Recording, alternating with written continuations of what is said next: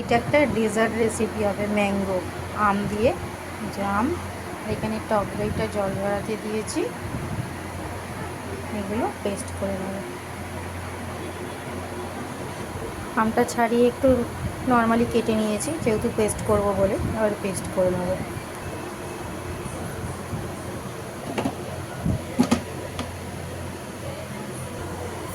চিনিটাও দিয়ে দেবো, দিয়ে একেবারে পেস্ট করে নেব।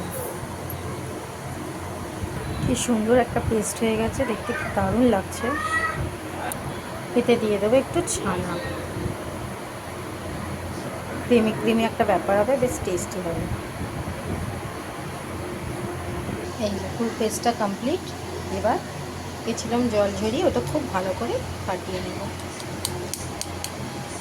দইটা খুব ভালো করে ফাটিয়ে নিয়েছি, দেখুন প্রায় 8-10 মিনিট ধরে একটা ফ্লপি ফ্লপি ব্যাপার হয়ে গেছে, ক্রিমি ক্রিমি।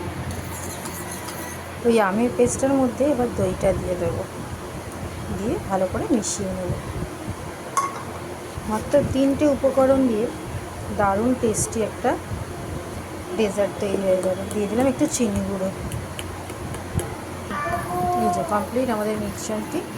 এবার চাইলে এই সময় আপনারা একটু টেক্সট করে মিষ্টিটাও দেখে নিতে পারেন। এবার আমরা কিছুক্ষণ ফ্রিজে এটা সেট হতে দেবো।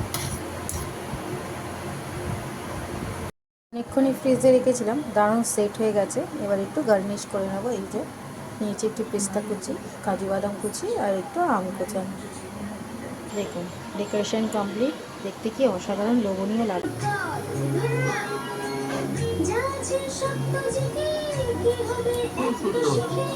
খুব সুন্দর, তো ভালোভাবে বলো।